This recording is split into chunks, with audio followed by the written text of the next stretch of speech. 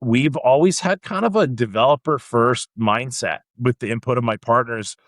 Being developers, you build something out that would do that thing and just that thing.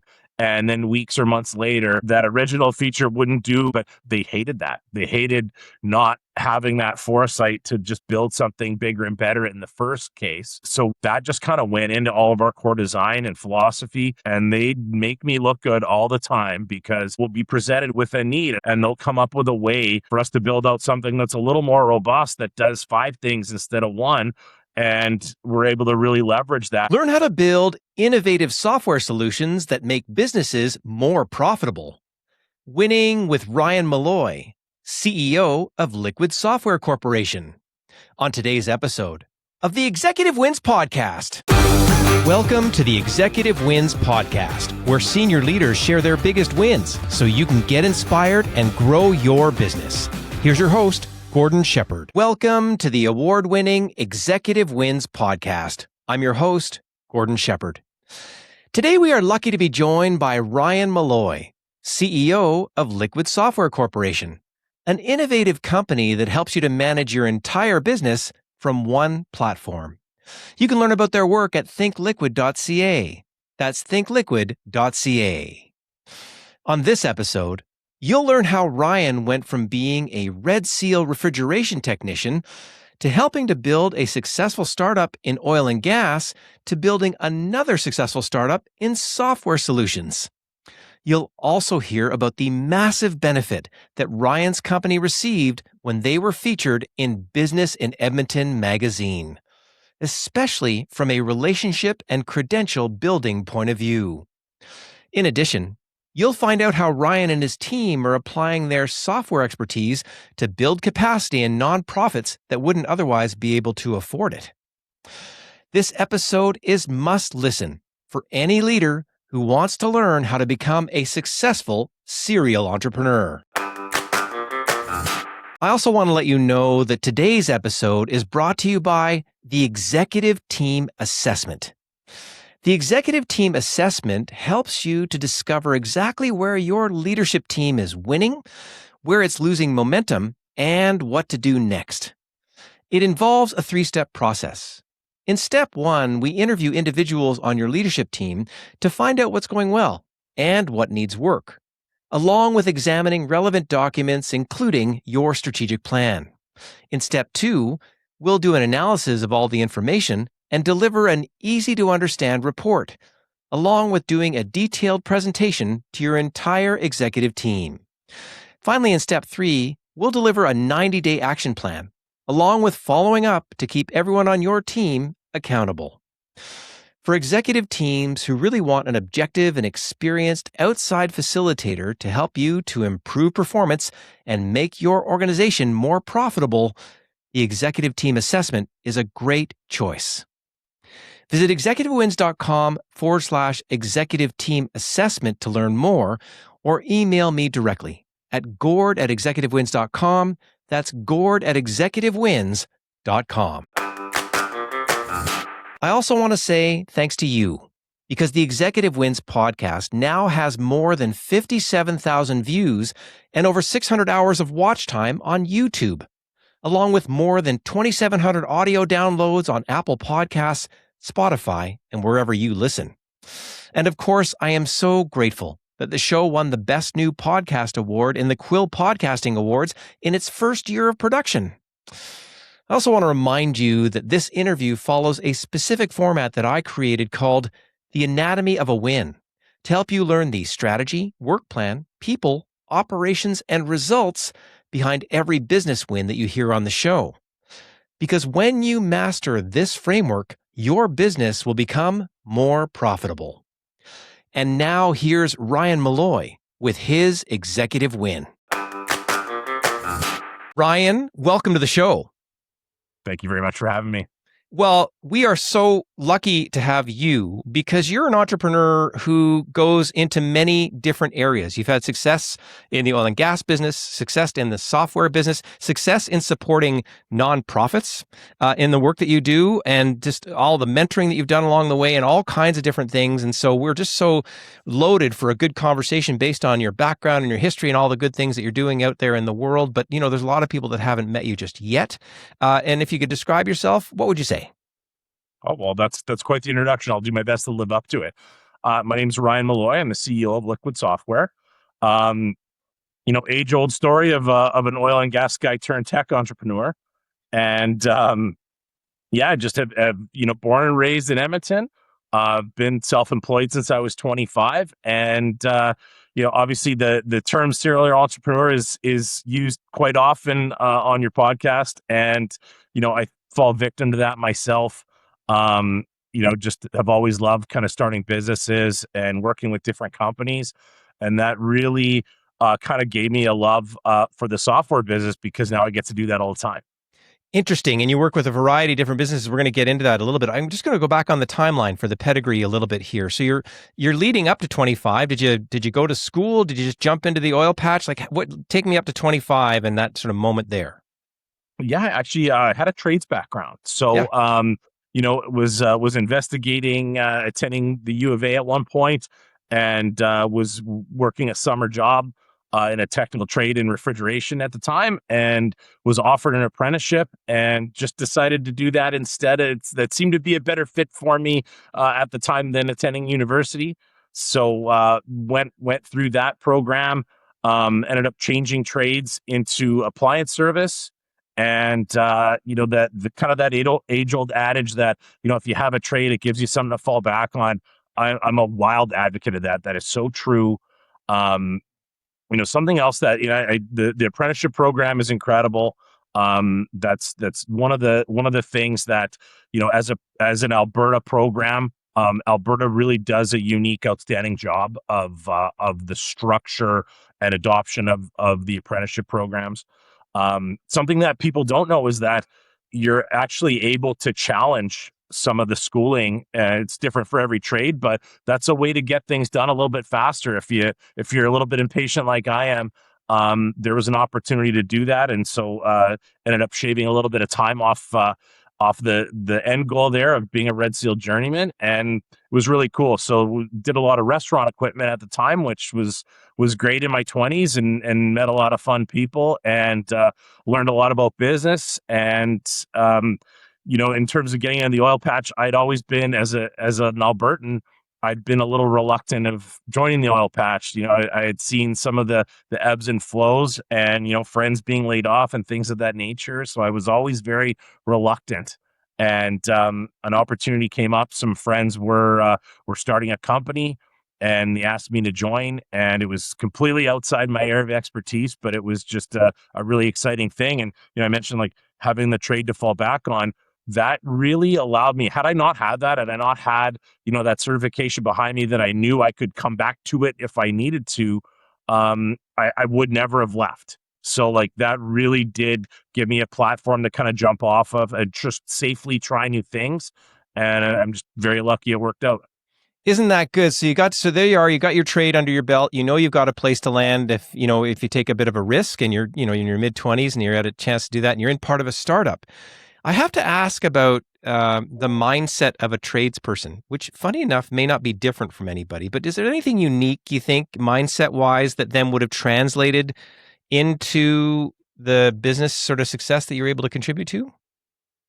Yeah, the nature of kind of like my foray into the trades was a little bit unique because when I was doing the refrigeration stuff, it wasn't really service work, it was a lot of new construction stuff. So we actually built 7-Eleven stores. And so that was an interesting thing where you'd kind of it was contract work by and large. And so we'd come into an empty building and build out all the refrigeration equipment and install a lot of the other things. And then when we left, it was a 7-Eleven store minus all the product on the shelves. So That was really interesting.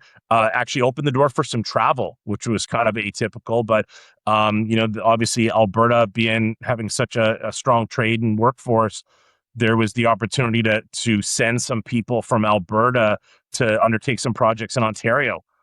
So I was quite young for that, but had the opportunity to do that, and ended up there's a lot of growth there, and it turned out really good, and it was a great experience to kind of spread my wings, and especially in a scenario where there wasn't really that was a set of renovation projects, so there really was no rule book or game plan. So we were kind of seat of our pants working at night in downtown Toronto and other places like that. So it was definitely an outside my comfort zone time, and it was great. I wouldn't trade it for anything. Well, I'm hearing acceleration at every aspect along the way. I wanted to accelerate my Red Seal completion. I'm into a situation where I've been thrown in the fire, in a sense, to adapt as a young tradesperson traveling across the country, implementing, in this sort of entrepreneurial setting, and you're making that happen at a rapid pace. You jump into this business and pick me up there. So you've jumped into this business with your buddies, and you're in the oil patch now. What was that sort of part of your journey like? Yeah, that was great. The early days were, your typical startup. Something that, it was an oil field supply company.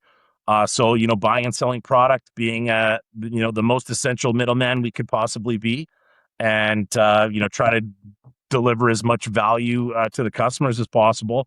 And, our strategy and some of our methods around that were a little bit unique.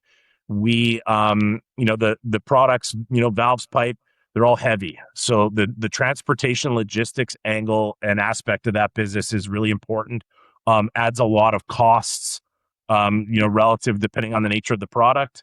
And so we kind of undertook that as with those two things kind of hand in hand. So we were selling and delivering everything we sold, and that was kind of like two businesses in one. But it just gave us a value proposition. We were able to offset and absorb all the heavy transportation costs, and obviously that was so that was 2004, 2005. A lot of oil sands construction happening at that time and in the years that followed. So just having the ability that we could, make promises and keep them about when the product would be there and so on, and deal with whatever remote sites were required and things of that nature, let us compete with the big guys. All of the companies we were competing with were, multi-hundred million plus organizations, some larger than that. And so that was key for us, that we kind of had a niche and something that we could do that the others couldn't. They were calling third party trucking or things of that nature. And that's a low margin business. Over those years, it became more and more commoditized, and so as you're kind of dealing in those razor thin margins, every little bit helps. So for us to be able to include and absorb the trucking costs was key for us. Interesting. So we think, if we say vertical integration, do you know what I mean? You're not just doing one thing, but you're doing multiple things to serve the customer at the highest level with the highest demanding customers. You can't mess around with those folks, right? You're either delivering or you're out of the game, I would think, especially in that low margin commoditized sort of space. And you would have started to see in that setting that you were in the need for integrating information systems and processes. Was that emerging at that time for you in your thinking that led to where you are now? Absolutely. That's exactly how it all evolved. Like we, in a low margin environment, you got to be lean and mean. And so we didn't have a lot of money. So we, were reinvesting every dollar we made into the company and trying to grow as much as we could. And, that definitely didn't make way for having a whole lot of staff and so on. So we really had to get as much done as possible with as small a crew as we could. And so we were just driving efficiency at every turn. And, we didn't think of it that way at the time. It was just getting the job done with the tools that we had. And as the company evolved, we were very fortunate. Our timing was great. That period of time where the oil sands largely was being constructed, was a time kind of rampant opportunity in the energy sector, and especially for Alberta companies. A lot of people might not realize the role Edmonton plays in the oil patch in terms of material. Edmonton is the hub. Almost every bolt that gets installed anywhere in Western Canada comes through Edmonton at some point in time. So it was a great place for us to be because we were, kind of on the forefront of where the action was. And, by focusing on supply chain and relationships on the vendor side, that just gave us more and more product to sell. It was a fast moving, fast paced environment. So if you could say yes to the order and then, kind of with the trucking side as well, we could commit to get it to wherever it needed to be. That just gave us the chance at more and more orders. And with that growth came growing out of our systems at times. So we found that, in 2013, we'd outgrown QuickBooks, as many companies do.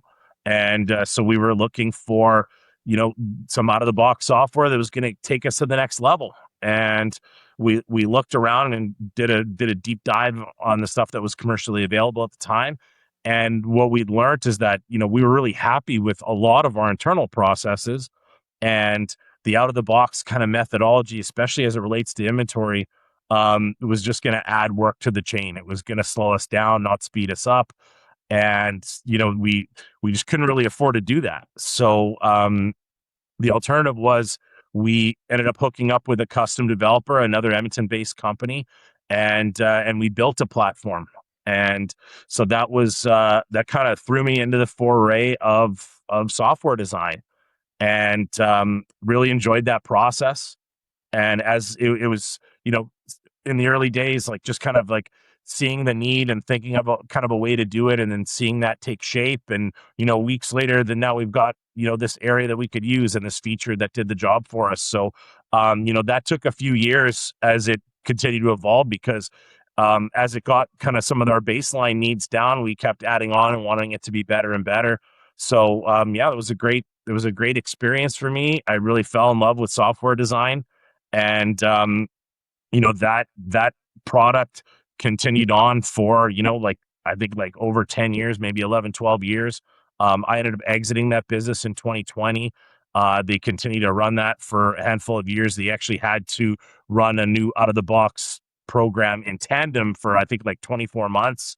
It was just a really user friendly thing. So, purpose built for that business. And as I've learned, later, that's, as people have custom stuff, it's, you learn to really lean on that, no matter how old it might be. Interesting. So we can hear the serial entrepreneur when you were 22 and rushing through that red seal. We can hear it jumping across 7-Elevens, across that early history. We can hear it jumping into an entrepreneurial business where you wore many hats. You didn't sort of stay in one lane. You were just problem solving with whatever it was that it took to sort of get things done, including the evolution of what this is. And it's funny when we think about these big ERP providers, for example, at the large scale end or whatever it is, there's a lot of handshakes and scotch or whatever at the front end, and often a lot of broken promises down the road. But you were there intrinsically in the middle of not just a 1 month, a multi-year solution where you're like, what's the next thing that we can put in? What a nice way to, again, essentially apprentice yourself into the software business by meeting real needs for your company at that time, which then has expanded since. Is that fair?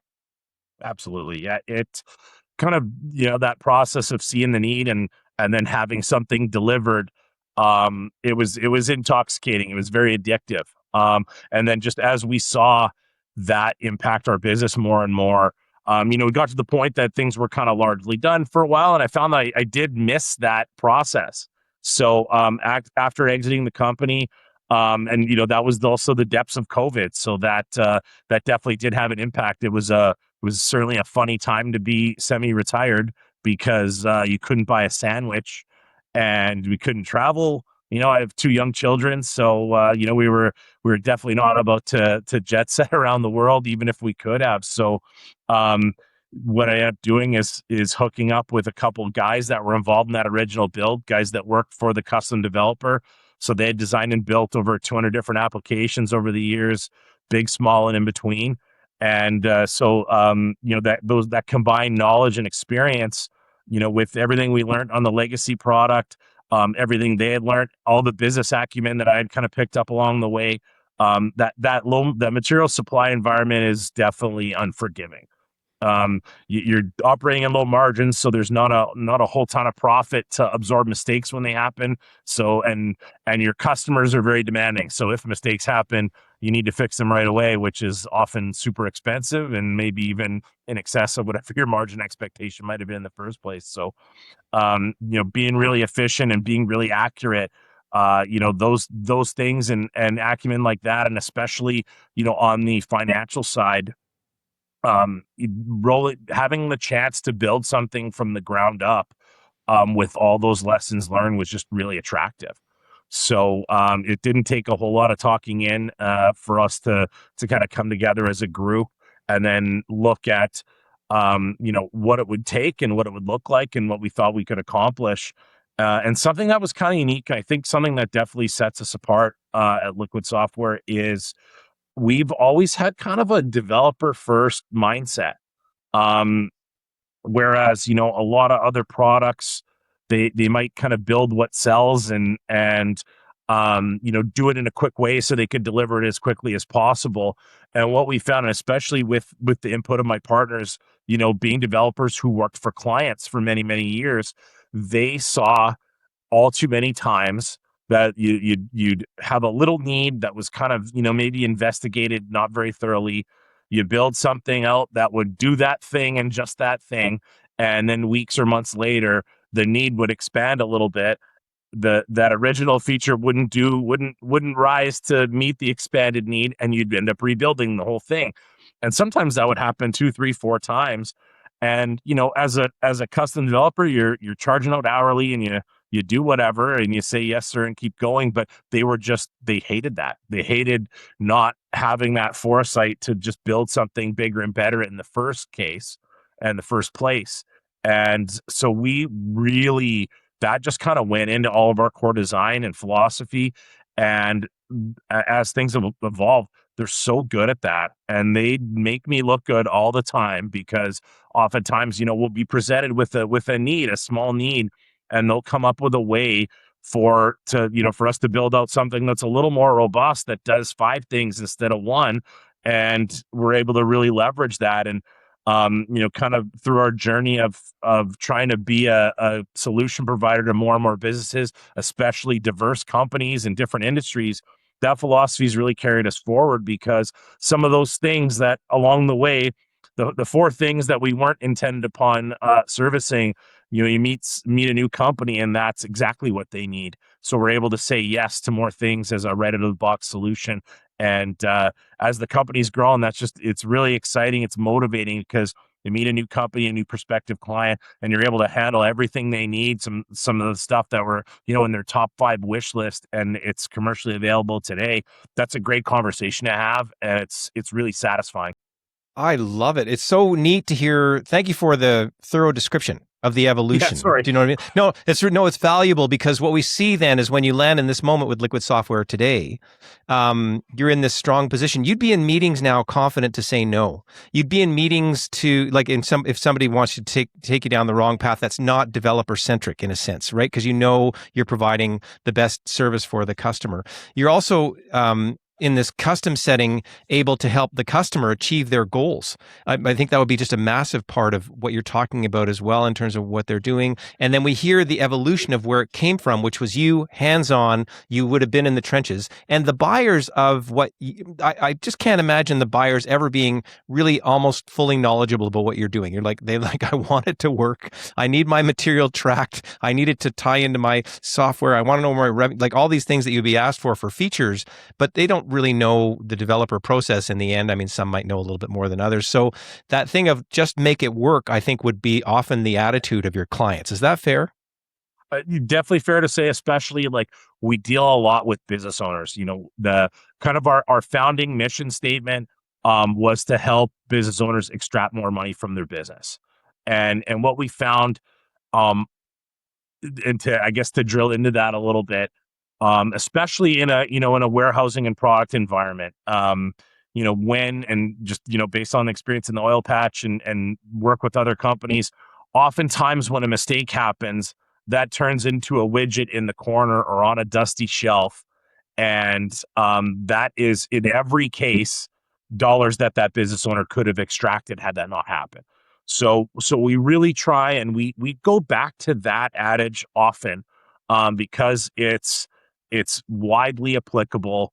Um, and that's the kind of thing that, like, as we're thinking of new features or as we're designing new things, we really kind of hold that philosophy true and really try to kind of apply that, and ask ourselves, is this feature set going to do that? Is it going to stop mistakes from happening? Is it going to stop the dusty widget on the shelf that may cost tens of thousands of dollars? And yeah, so we do our very best to hold that true. Over the years, we've expanded a lot into service-based businesses as well. Something that we found was a real challenge, especially for a lot of the entry-level software out there. We talk about people outgrowing QuickBooks.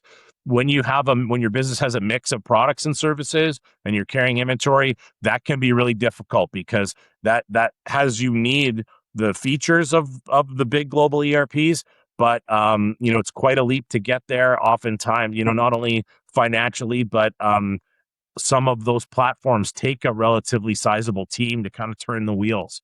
And so that's the kind of thing that, we definitely appreciate being able to deliver some of those features to, the small to medium sized companies, and quickly.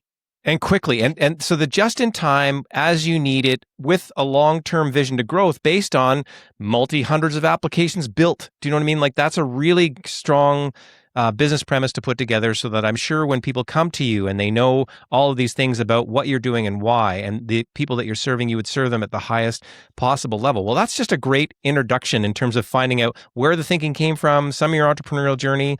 Boy, listening to you, you're about maybe midway or a third of the way through all the things you're going to do in your life, because you just see the next thing and you're able to adapt and sort of get on to that thing that we have there. So it leads me to my first question, funny enough, in this, which is, if you had to describe your biggest win in all this sort of journey, what would that win be, and how would you describe it?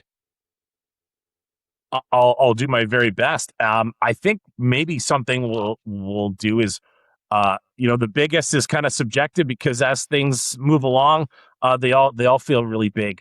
One of the most recent is something that we're really proud of. Was very fortunate to be featured in April's edition of Business in Edmonton magazine. And that was something that I really had, that was certainly not on my radar whatsoever. The idea of, the next big customer or the next big deal, like that kind of stuff, we're always working towards those things, and trying to advance through thresholds, and deal with bigger and bigger companies. But that was, kind of that unique flavor of just being noticed, and kind of recognition. That was something that was, like I said, certainly came as a surprise. We were really honored that they kind of found our company interesting, and definitely kind of through that process and so on, and there's just been so much positive attention.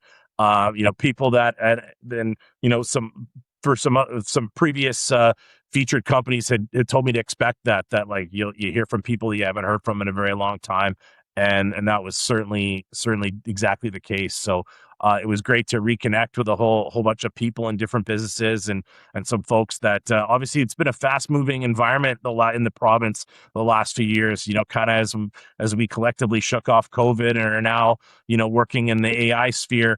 It's easy to lose touch with folks.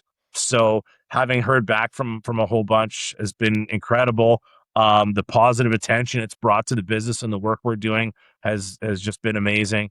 So yeah, I'd have to say we'll go with the most recent win, and the folks at Business in Edmonton. Yeah, and how lucky with Business in Edmonton magazine, I've been able to interact with them quite a bit. Been lucky to sort of refer some wonderful people over there, and then they've sent me people like you. Like, I've had a chance to meet you through the people over there, and I've attended their Business Leader Award event, which I recommend for anybody to attend. If you just want to be inspired, go sit at that event and watch people like you stand up on the stage and be able to come on and then, inspire not only the room, but get that message going forward. Shafina Muhammad was there, honored on the night that, she runs Jetco Lighting, 38 years, second generation family business, told another great story about high levels of customer service that she's done, taking over the business from her dad and this kind of thing. I go on about the folks who run Pemco, Jeff and Kevin Lappish doing their work again, right from that leadership award event, to get to tell more of their story, to get to tell your story out there, hopefully to inspire more entrepreneurs to learn from you and, help to build their businesses as we go forward. So if the win is, getting into Business Magazine and unexpected and nice surprise, we always break that down with talking about the anatomy of a win. So we talk about the strategy, the work plan, the people, operations, and results. Strategically, there's a moment where they call you up and they say, hey, you want to be featured? Why strategically did you say yes?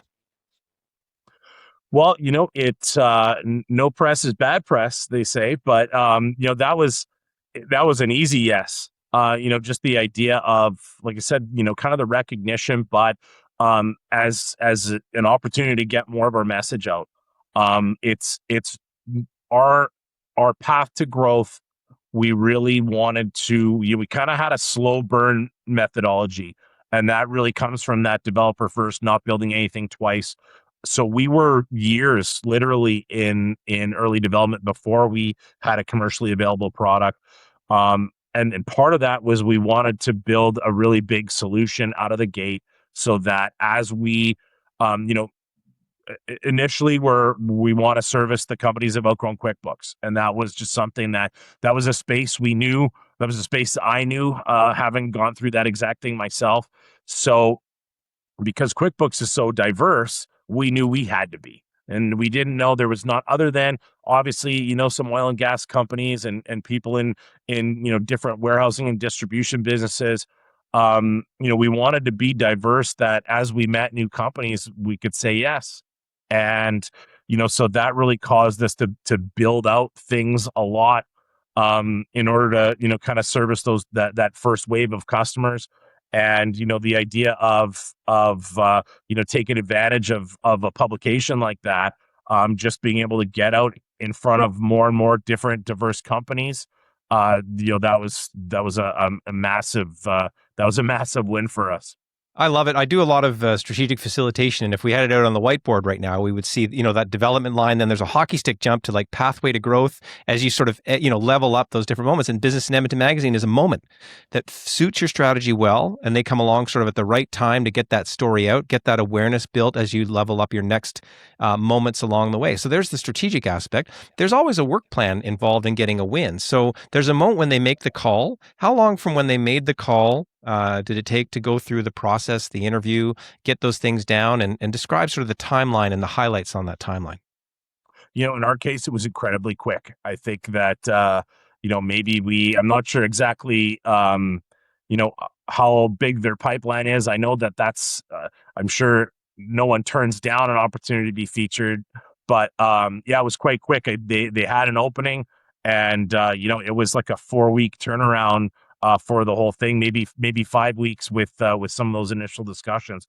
So it was relatively quick, very painless, and the process was just incredibly smooth. So it was an easy yes. There was really no business interruption or anything like that, so that was just really handy. It was an incredibly easy process. So we can hear they kind of know what they're doing, right? They're able to sort of get that in play pretty quick. They're able to guide you along the process to produce a really. I was glancing at the feature interview today. I mean, who did you? There's always people. Sorry, the third step is always people involved in a win. Who were you dealing with at Business in Edmonton Magazine, and what was that like dealing with that person? Yeah, actually, so Kat Johnson was our kind of main point of contact, and even from someone else in our business and business development, Josh had met her, kind of months prior, I think, at an event, and just learning more about the publication and so on. So I had a couple kind of initial meetings with her, just about the various things they do and so on. And then so just kind of said, would love the chats to to be included to whatever degree is possible, and the wheels turned pretty fast. So that was Yeah, it was very painless. So she was able to guide you through all the different sort of possibilities for what it could become and how that would be an impact and guide, get you into that, what that meant. And then there would have been an interview at some point. Who was the interview with and how did the interview go? Yeah, the interview was with a lady named Narissa, and incredible writer. It was so so nice and easy to work with, and yeah, it was a pretty quick process. We were a little bit under the gun, so that was nice. I love a deadline, and so it that worked out quite nicely, and we got everything wrapped up quite quickly. Well, in glancing through that, and I hope people pick up Business and Magazine and see the feature that you're involved with, because it's not just talking about your software business. There's other elements in there that I picked up on around some of your good works in nonprofits. Some of the mentoring work you do got picked up in there, and then your bigger view for what things can become on the horizon all kind of got captured. So I was very impressed with what was captured there through their process. So it sounds like you dealt with a couple strong people, and there was you, quick turnaround. It gets us into operationalizing, the fourth step is operations. So operationalizing it is doing this interview, getting it out the door. Did you have to do was there approvals or in terms of actually getting it out and getting it up and running? Was it just the interview that you did and then they took it from there? Or how did it work to operationalize and get it into the magazine?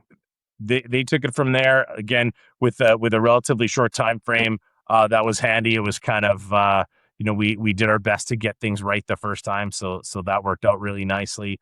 And I was really appreciative that they kind of included some of the other stuff. We're a small business. We do our best to kind of do what we can to help the community. Um, we feel as though we're kind of on the forefront of the things we can do. Um, so that kind of started out with just helping out some. I'm very passionate about minor football in Edmonton, and so there's an opportunity to help out some of those organizations. They're all volunteer run, and oftentimes something we all heard kind of some of the horror stories where sometimes people could take advantage of associations like that, bad actors on the inside and things like that. And so early on in my experience volunteering, fortunately none of the organizations that I worked with suffered from that, but there's a lot in Edmonton that have. And so something that we kind of saw as a nice kind of fail safe and a firewall for them is a QuickBooks Online license. So that's something that can be, for those volunteer organizations, especially if as a volunteer treasurer or whatnot, they might not have experience with a platform like that, and it might be a lot of times people are really worried and reluctant to get something wrong. So, they keep running things on Excel and so on, and it ends up taking a lot more time. And so it can kind of be a drain on the volunteer resources. So that was something that we saw with our work with Intuit. We get a sizable discount on licenses, and it just makes it super easy for us to redonate those licenses. And then also just kind of aiding in some of the setup and configuration and long-term administration over that stuff. It's a really nice way to kind of not only offload some of the work, some of the day-to-day, month-to-month work that it takes to kind of keep the financials of an organization like that straight, but also to safeguard and to say, hey, this is a fully cloud-based online platform, and there's an audit trail and all those things that just like can protect those organizations. So we really see that as just kind of a nice way to help future proof some organizations like that. And that's just been a great kind of foray into being able to give back just a little bit.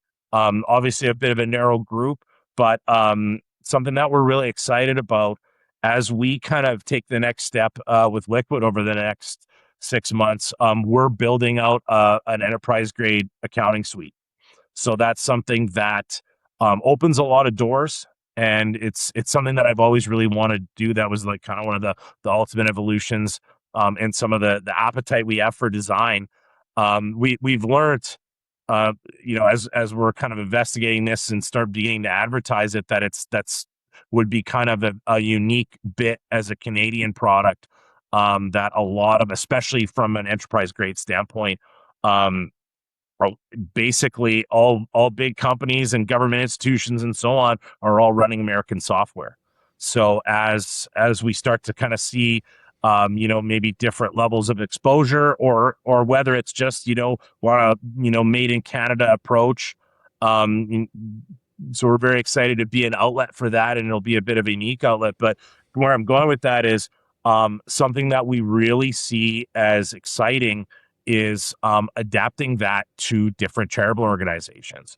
So something that we see as even just through our existing client base, once someone's on, or you have a series of companies on this identical platform where everything's kind of being done the same way, really opens the door for shared services. So we've got a handful of companies in our existing client base that are able to action that, and especially in accounting. The way our structure works, it's very accounting friendly. And what we think the net result will be is being able to have a handful of different charities being able to action those shared services, especially on the accounting and admin end, so that overall to just be able to lower their operating costs. So that's something that when it's ready, we're going to donate that. We're going to donate full suite solutions to a handful of different charities starting in Edmonton. And so not only are we excited to get back, but it's also a two-way street. We're going to learn a lot from those guys because obviously, those guys don't have big budgets, things like that, and the nature of the work they deliver is very different. And so we definitely anticipate a two-way street there, that we're able to learn a lot about people that work in a product that's not necessarily a product, and what the needs are from a software and infrastructure standpoint. So we're really excited to kind of open that door, and that's something that we'll definitely be pursuing pretty hard in 2027. And if you know of any good charitable organizations that you think could benefit from something like that, we're super excited to meet more, Alberta and Western Canadian based charities that might fit that mold. I'm a huge fan of what you've just said, and I'm going to end up buying you lunch some point for what you just said. And I'll go back and say thank you, Narissa, for getting that out in the article that I could ask you the question in this interview. I've probably done strategic planning as an advisor for at least 15 charities in Edmonton. So I have a good feel for them and their leadership teams and their needs.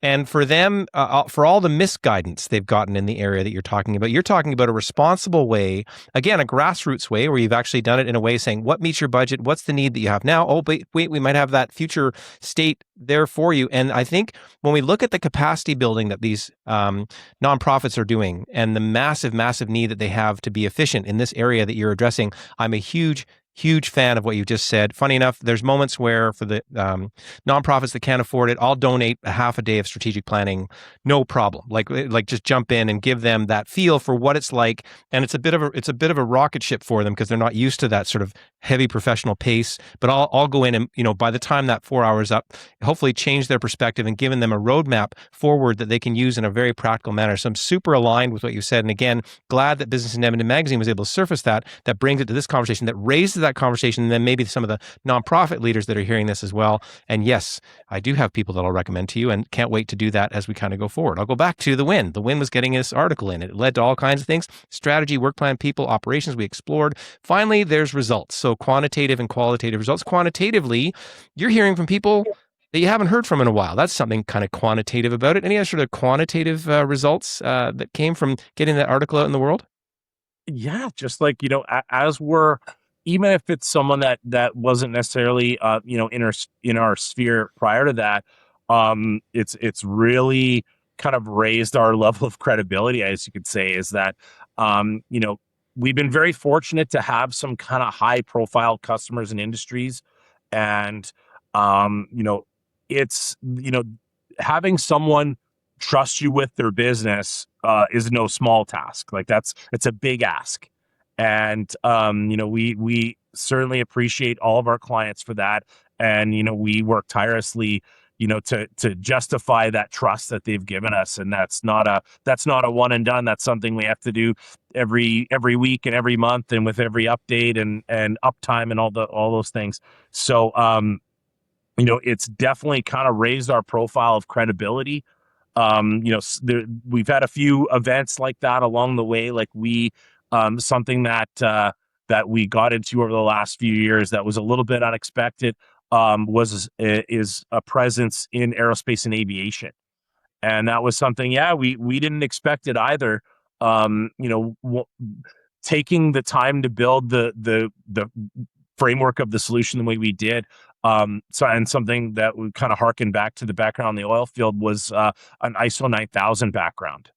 And that was something that even back to the legacy product, where we went for in the oil field supply company, we went for an ISO 9000 registration. And in a company that size, the typical turnaround time was like 24 months. And we did it in 3. And part of how that was possible was just the nature of the software.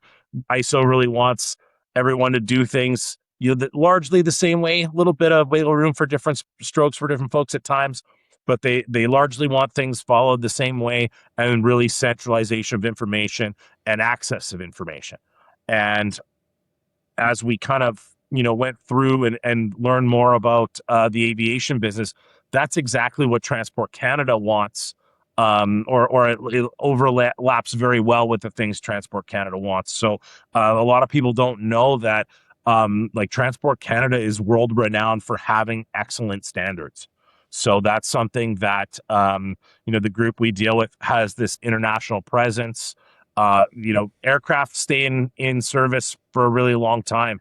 And, once something might be, once a better widget comes along in Canada, that aircraft, they don't crush it. They ship that off to, other emerging markets and so on. So, that gives a lot of those companies in that space just a reach globally and along the lines of Transport Canada and their the standards that are trusted worldwide, that it's like, hey, if it's good enough for Transport Canada, it's good enough for us in a multitude of countries, that they'll just allow Transport Canada standards in some cases to kind of pre-qualify.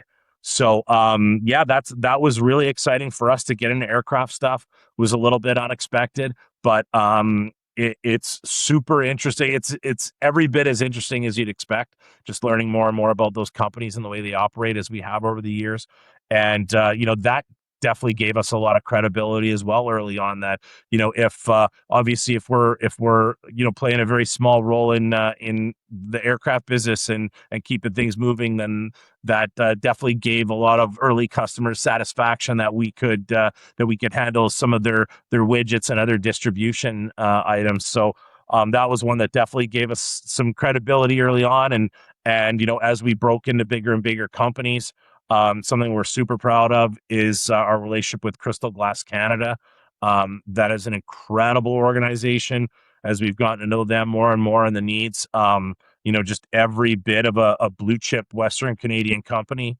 And then that's kind of brought us to the Business at Edmonton article. So we've just been really fortunate to kind of have some stepping stones, as it relates, with a lot of help from people in the community in various aspects, and just kind of to bring us to here. And we're excited kind of for the next phase. We know that by having our kind of our strategy with initially helping companies that have outgrown QuickBooks, that turned into businesses where they might be happy with a larger enterprise grade accounting suite, but it might be a little bit older, and their frontline people might need more modern architecture and so on. So that's been our strategy around enterprise grade companies, and dealing with companies that might be too large for QuickBooks. And kind of the next evolution is for us to be able to replace that full back end with a full cycle product. That's something that it's really exciting in meetings, and we talked about this a little bit earlier, but like when you're able to say yes to people, and they might come into the meeting with a top 5 things they really need, and we're able to say yes to those. So full accounting is one that definitely checks a very big box from that respect. And something that we really are really trying to empower business owners, and this really applies to the small and medium-sized companies all the way up to the bigger ones. A trend that's really emerged over the last few years is more and more kind of apps and non-integrated applications to run a business. And that's really often starts out with CRM. Might be different, like planning and management and HRIS type applications, then to invoicing and order management. So, a lot of the average company is running like 5 or 6 different programs in order to turn the wheels. And that's tough what we really find is that ends up being this incredible operational load on business owners, on their staff. Um, Excel is the ever present police officer in between all of these programs, making sure nothing's falling through the cracks. So for us to be able to be a full cycle solution, that's really our goal. Where everything we're building is adding kind of to that philosophy. So we did build out an integrated CRM that that's really easy to use and is also suits relationship selling. That's kind of also harkens back to the oil field. A lot of the CRM stuff and different aspects of different applications are really kind of centered around a one shot win. You get the deal or you don't, and you move along. Maybe you follow up.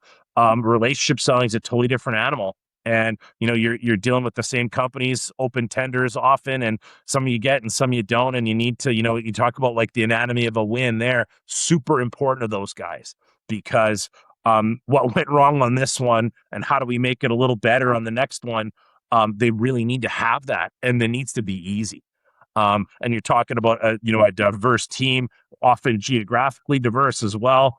And so, part of our goal and what we built is just giving all that information a place to live where everyone can access it without having to sign in 4 times and maybe deal with a program that they're not familiar with, and things of that nature. So that's definitely the kind of stuff that's on the forefront for us right now.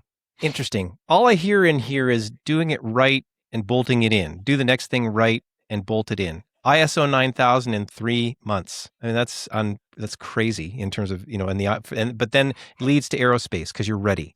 The thinking in behind the relationship management that you just mentioned on the CRM side, the ability to identify that need of outgrow QuickBooks. We know where you're at with this type of company in terms of where they're scaling to. Let's get them the solution that they need there, and let's pull it all together to keep them more profitable. And with the results that you're getting, multiple, big names, you got blue chip coming in the door, and a bunch of these, again, I'm going to say mid-sized companies would have made successful along the way.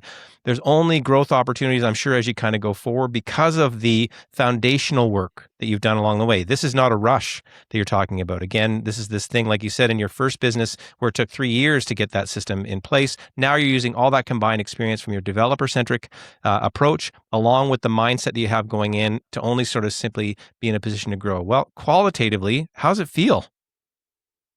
Feels great. It's every time we kind of might get to a new level, it just lets us know everything we still have yet to accomplish. But it's an exciting time to be in tech, certainly, and it's in the same way COVID drove the adoption of cloud computing, which was just incredible because we got to kind of be along for that ride where people didn't trust the cloud in a lot of respects, and that historical server infrastructure, and they go to the back room and put their hand on the server and they knew where their stuff was. A lot of people really, that was the standard. People knew and understood it. And then through COVID, where all the remote work needed to happen, that just drove cloud computing ahead 10 or the adoption of cloud computing ahead 10 years in the span of 6 months. And now here we are with the AI revolution, as it were. And it's not unlike that, in that a lot of people want it and they're not really sure what the best way to get it is. We have a lot of, in some cases, the larger companies and maybe some of those that are publicly traded, they just want to be able to say, yes, we're AI enabled, we're doing the thing, and get some of the benefit or the perception that comes along with that. And other companies, it might be, more niche solutions or whatever the case may be. So everyone's talking about tech right now. And so it is definitely an exciting time. A lot of people aren't really sure where they land. There's a lot of fear at times that, not always necessarily from businesses, but the people, the sum of the parts are in a lot of cases worried that, am I going to be replaced? Things like that. So we're having a lot of those conversations now. Our AI strategy is a little different than a lot of other companies in our space. The space race that we have, with the large AI infrastructure corporations, the LLMs, there's a lot of companies that are investing very heavily in these kind of niche AI solutions, and we're gonna do this very narrow thing with this AI infrastructure. That's not our path. That's not our strategy. We feel as though it's a little bit wild to think that you're going to compete with companies spending billions a month, and that just the amount of attention and drawing the best talent, all the things those companies are doing. Um, for us, we're certainly not going to try and replicate any of that. We want to leverage it. So rather than kind of building out AI features and things like that, we've just built to integrate with the largest LLMs, and something that's a bit of a unique strategy, especially because like we're old school accounting at heart. And that's something that I think, for anyone that was following some of the stories with IBM in the news, and something that I think when we think of like new adoption of new technology, the last place we adopt it is wherever our money is. And I think then, harkening back to that IBM story, that ATMs run off the oldest software still in operation. And it was, part of it's ain't broke, don't fix it. And the other part of it is no one wants to take a risk when financial transactions are involved. And so that'll just be kind of the last area where some of the new technology gets applied, and probably as it should be. So Well, our strategy. what I'm hearing in there is this idea of saying, what are the tools that are out there? How can we adopt them in a responsible way, again, to drive the company goals? Like whatever those, you've got the client in front of you. You said that, they've got their top 5 requests. You're able to meet them. And then as you fold in this AI thing into your world, you're doing it in that responsible manner and not saying you're ChatGPT. You're actually able to say, what do we need here at this moment in time to get this done? So I'm just sort of just going to roll back and say, wow, what a great journey. What a great, great conversation. How neat to hear about your sort of origin story and all the adapting that you've done along the way. The serial entrepreneurs, again, I'm just thinking you're a third of your way through all the cool things you're going to do. Can't wait to talk to you in 10 years and go, what other neat things happen? Because you're adapting so rapidly. And then you're catching these moments, the 2004, 2005 build out time. You caught that moment. You caught the COVID moment. You got this sort of joy for the work that you're doing now because you know you're going to benefit. You're getting that chance to open up a bit of wiggle room to give back to people along the way. And there's just sort of all this AI upside for what you're going to do kind of going forward. It's been just a terrific interview. Anytime I get wonderful leaders like you on the show, I always like to say, if you had a few sentences for another leader, another serial entrepreneur in the making, just to leave behind, what are the few sentences that you would say from a leadership perspective for them? That's a great question. I should have done a little more pre-planning to do a better job of that one. But I think what I'd say to the next entrepreneur is don't discount the brain trust and the work ethic that comes out of Western Canada. It's not every business that gets a chance to kind of compete, on a broader stage. But as we see more and more that get the chance to do it, that Western Canadian initiative really stands out and carries us pretty far. So that would be my thought is don't be afraid to compete on a larger stage or even a global stage.